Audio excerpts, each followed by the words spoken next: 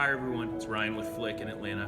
I'm back again to talk about some different food today. We've got some wonderful poblano and cheese pupusas. You may ask yourself, what is a pupusa? It's something that I really had to make incorrectly one time, and we made a ton of them. We served them, we were really proud of them, and then we actually had a wonderful lady named Mercedes who was very respectful and said, "Chef, this is not a pupusa."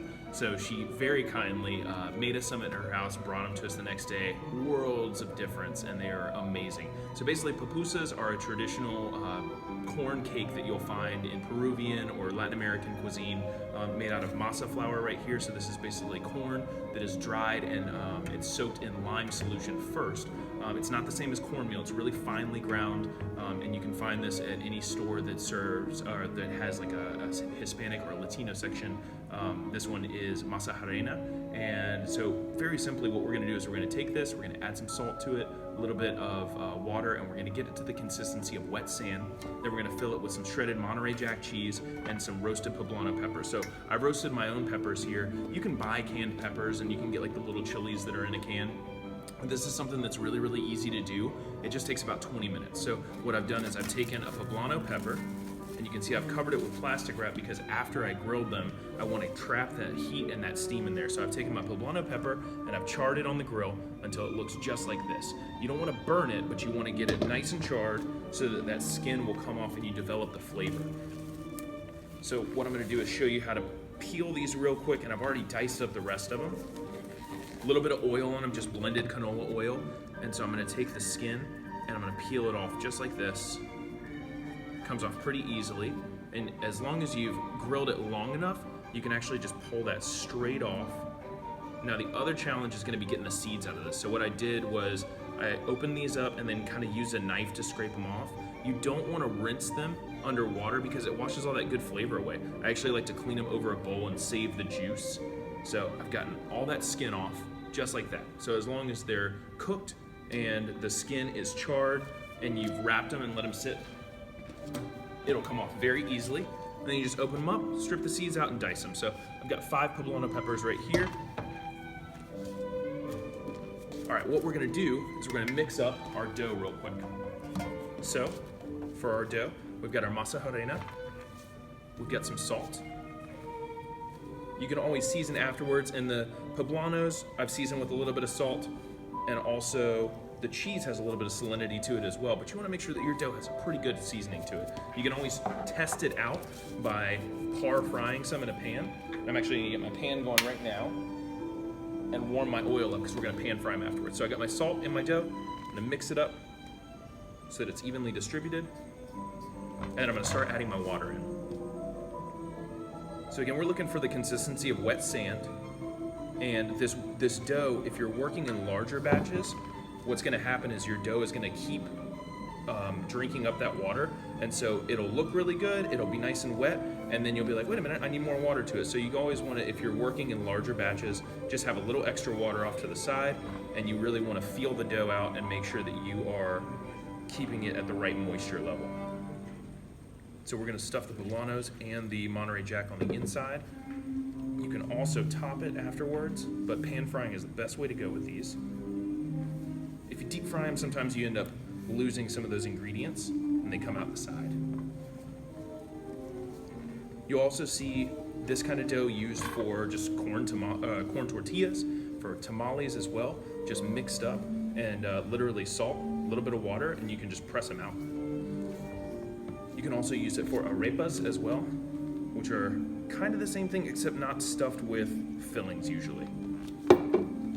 Best part about this is it's whatever is around when you're traveling. Sometimes you'll find them with just cheese, sometimes you'll find them with shrimp, sometimes pork, beef, all kinds of different ingredients. All right, so I'm getting to that stage where I'm looking kind of like wet sand.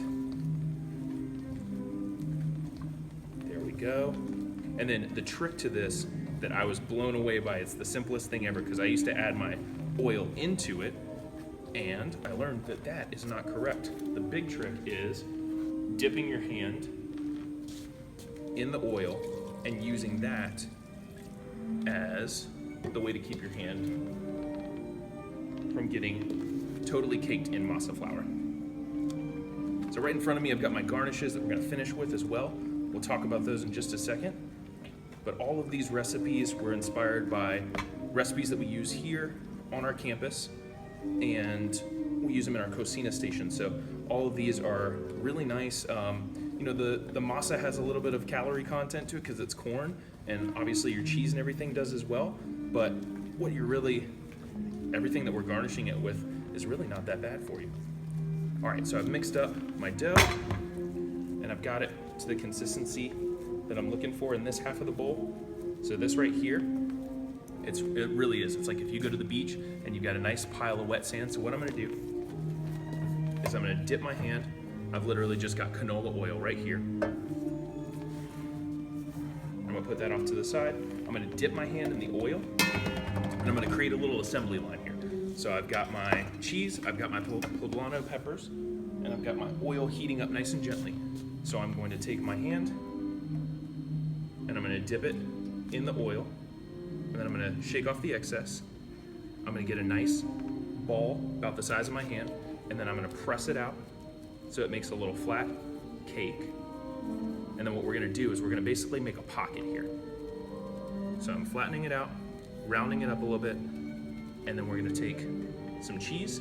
I like to do cheese first, and then whatever filling, if it's peppers or it's shredded pork or beef, can go right in, and then more cheese. Now the key here is you want a good amount of cheese because this is gonna pan fry and it's gonna be ooey and delicious. All right, so once I've got it like this, I'm gonna use both my hands and I'm gonna kind of pinch up the sides so that it closes just like that. So it shouldn't be able to see any cheese or any filling. And then I'm gonna gently press it out in between my hands, and then I'm using my hand as a guide. You can do this on a cutting board as well, but I'm using my hand as a guide so that I can kind of flatten it out. Now, Mercedes made me these plate-size ones that she brought that were incredible. This one I'm gonna keep around this size, which is like 3-4 inches in diameter. There we go. And now I've got it as a nice little cake, and then I'm gonna gently lay it into my oil. I'm gonna do the same thing again. So I'm gonna dip my hand in the oil one more time, get a good amount of it, get my masa dough. Again, a nice ball size like this, a little bit more.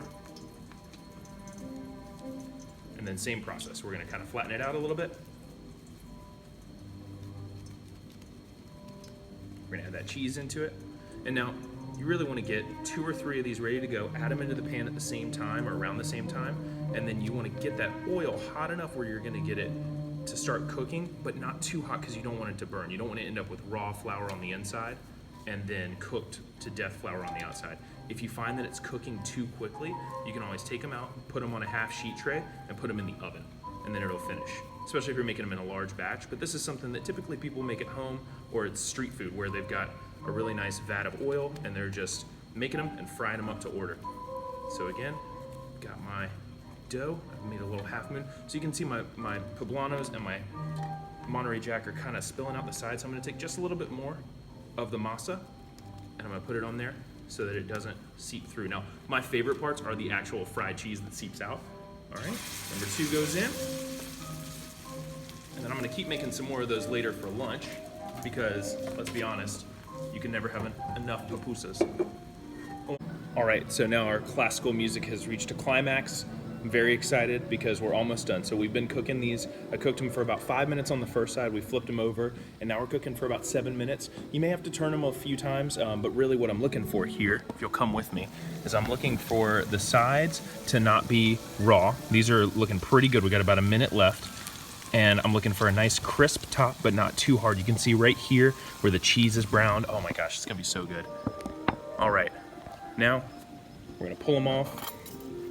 Best thing to do is have a plate or something that you've got that's got a towel on it so you can kind of soak up that extra grease. All right, I'm gonna turn off my flame. We're gonna very carefully take these guys out. And then we're gonna talk about how to top them. Now you can eat them straight like this. Like a lot of times when you're finding pupusas in the street, not on the street, just as street food, you'll find that they just take them and wrap them in a little bit of paper or a little bit of newspaper even, and they'll serve them that way so you can just eat it just like a little handheld. But what we're gonna do today is we're gonna top them with just a few things. So I've got my poblano pepper and Monterey Jack cheese on the inside. And you can see that just took a little bit of that grease off, so it's not swimming around on the plate. All right, so I'm gonna take we're gonna go two different ways. We're gonna go breakfast for lunch, and then we're also gonna go just pretty traditional. So for me, if I was making this for myself, I would take this beautiful the citrus slaw with a little bit of those serranos. Get that right there. A little bit of those pickled onions on there as well. Definitely just straight cilantro, because I love it. Some of these cilantro marinated cucumbers. And then, of course, you gotta have something like a chimichurri. There we go. All right, and if we wanna kinda go that huevos rancheros way, I've got a fried egg. Make it a little breakfasty here. If you don't like fried eggs, you can go with scrambled eggs. We'll do a little bit of that on it as well. I like a little soft scrambled. So two different textures there. I've got my braised pork. This one we just did simply with a little bit of chipotle and a little bit of garlic powder. And then we'll finish that one with a nice squeeze of lime right over the top. Ooh. And my only trick right here with limes that I love, and this acid really helps cut through all the fat and that richness on the masa, is cutting the side of the lime off. So it's not cutting a wedge out of it, it's cutting it straight down the side. You end up with this beautiful piece that's really easy to handle when you squeeze right over the top. All right, I can't wait. Let's get into these. All right, we're gonna go for mine right here. I'm gonna cut right into the middle.